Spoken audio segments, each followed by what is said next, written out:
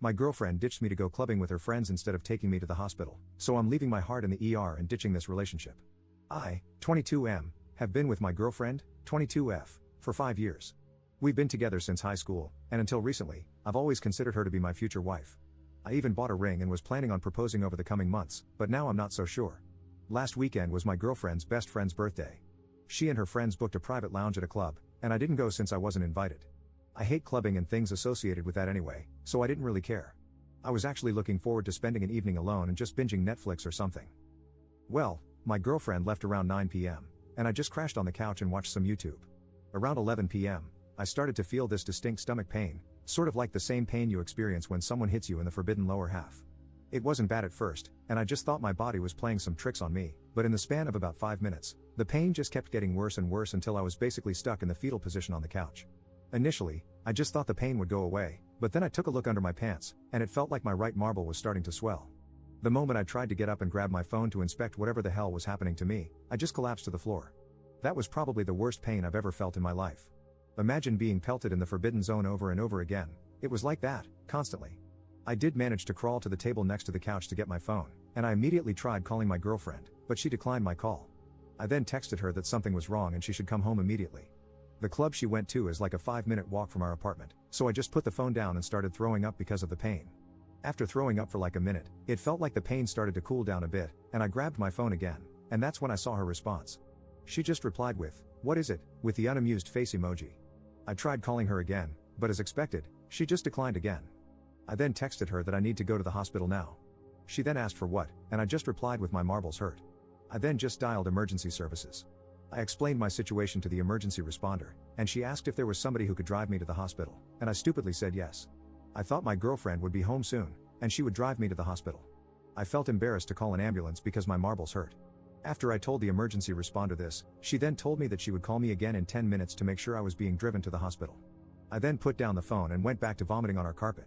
Again, after the pain went away for a bit, I checked my phone and saw that my girlfriend just responded with laughing emojis. I again tried to call her, but as expected, she just declined again. She texted me that this wasn't the time to play games, and she then told me that if I texted or called her again, she would block my number. I again tried calling her, but she declined again, and when I tried calling her a second time, I realized she had actually blocked me. I went back to curling up on the floor, and now I started shivering. At this point, I didn't care about being embarrassed and just called emergency services again and asked for an ambulance. It felt like an eternity, but the ambulance eventually came and rushed me to the hospital. I don't remember much of the surgery since I was sedated, but I remember waking up eventually, and my right marble was being stitched together. The doctor informed me that the cord next to my marbles was twisted, and I was extremely lucky to reach the hospital in time. I could have easily been forced to surgically remove my marble. I checked my phone and saw the missed calls and messages my girlfriend left me. In summary, she came home from clubbing and smelled the vomit in our apartment. When she saw the vomit on our carpet, she got mad and tried searching the apartment to find me. When she realized I wasn't there, only then did it hit her that I was actually being serious. I just texted her which hospital I was staying in and my room number, then went to sleep. I woke up the next morning and saw my girlfriend sleeping on a couch next to my bed. After she woke up, she started overwhelming me with apologies. She thought I was joking, that I was trying to ruin their night, etc. I didn't have the energy to argue, so I just kept quiet. I was beyond hurt by what she did, and I wanted to break up with her right then and there. Why would somebody ignore messages where their partner is begging them to come home? Not only that, she stayed in the club until 3 a.m. and didn't even consider going home to check on me. She did stay with me in the hospital for the remaining 2 days I was admitted there and did take good care of me, but I was still beyond pissed at her. Ever since coming home yesterday, I've been wanting to dump her, but at the same time, I feel like she genuinely thought I was joking and made a mistake. I feel conflicted and don't know how to proceed in this situation. Update 1. First of all, I just want to thank all of you for the amazing support.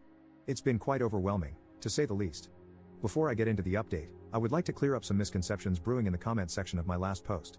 No, I have never pulled any malicious pranks on my girlfriend to get her to come home early from a night out or anything, nor do I have an issue with her going out as long as she doesn't come home at like 6 a.m.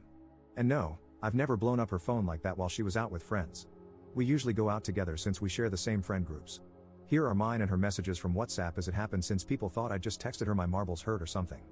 First, she declined the 2 initial calls I made to her. Then I texted her name, "Please come home, something is wrong." She texted back, "Ha, can't talk right now, what is it?" with the unamused face emoji. I tried calling her again, she doesn't pick up. I need to go to the hospital.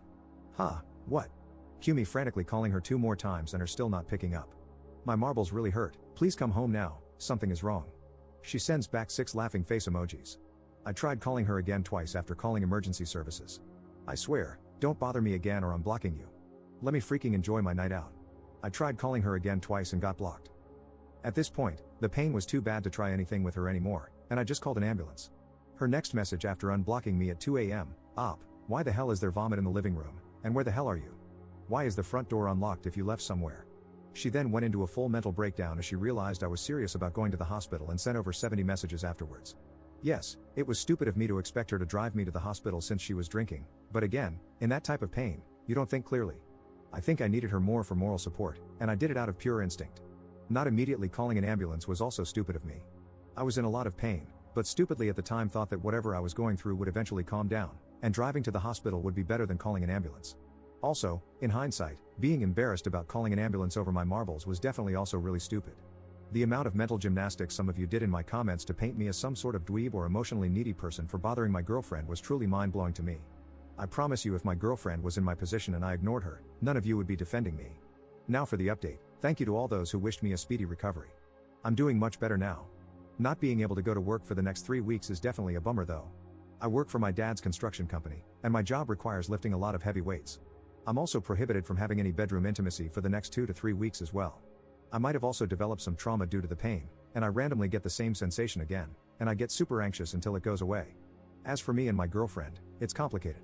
As so many of you and my mom told me, 5 years is definitely a long time to throw away without having a proper conversation with her. So I did just that. I told her how hurt I felt by everything and mentioned the following points: her ignoring my messages and declining my calls. Yes, clubs are loud, but where I'm from, there are areas where you can definitely have a conversation over the phone, blocking me after I tried calling her not checking on me once, even though the club she went to is only a 5-minute walk from our apartment, and her being angry about the vomit instead of being concerned. After hearing all that, she got defensive and told me that I could have conveyed my situation better and that she genuinely thought I was joking. She was drunk and wasn't thinking clearly. She also told me that it couldn't have been that painful and I was over-exaggerating. I then told her yes, I could have phrased my messages better, and I apologized for that, but I described the pain I was in and told her that I barely had the strength to text her, let alone send her a detailed description of what was happening to me, and definitely couldn't think straight throughout everything. After hearing what I said, she started crying and apologizing for what she did. She told me if she knew how serious it was, we wouldn't have been having this conversation. She then also apologized for her being mad over the vomit. According to her, she was drunk and tired and was just expressing frustration. I then asked her why she thought I was joking and if she was cheating on me, because this was seriously out of character for her, hence why I immediately trusted her with this. She started crying harder, and she looked like I just slapped her in the face. She told me that she just thought I was being insecure about her being in the club with a bunch of guys, and no, she wasn't cheating on me and would never do something like that.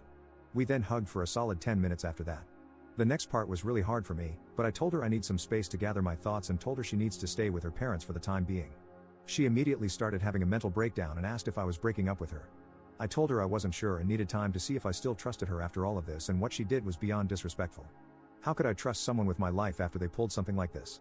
I then told her that we are young and this mess was mostly caused by our immaturity. This entire situation was an important life lesson for the both of us regardless of if we stayed together. After begging a bit more, she then put her head down and started packing a few essentials. Before leaving, she told me she would be willing to do anything to make up for this and that I could take as much time as I needed. She then gave me a big kiss and left. That was 2 days ago, and this is where we currently stand. I still give her updates on my healing, but besides that, we don't contact each other. I'm really torn right now. I still don't have that trust in her, but her owning up to her mistake shows that she knows she messed up and is remorseful. This is definitely something out of the ordinary for her, but there will have to be major boundaries and new rules set. I can think of the following.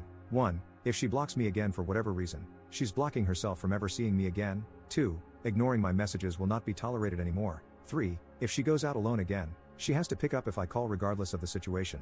4. As many of you suggested, having an emergency code like hospital or something would probably have to be implemented.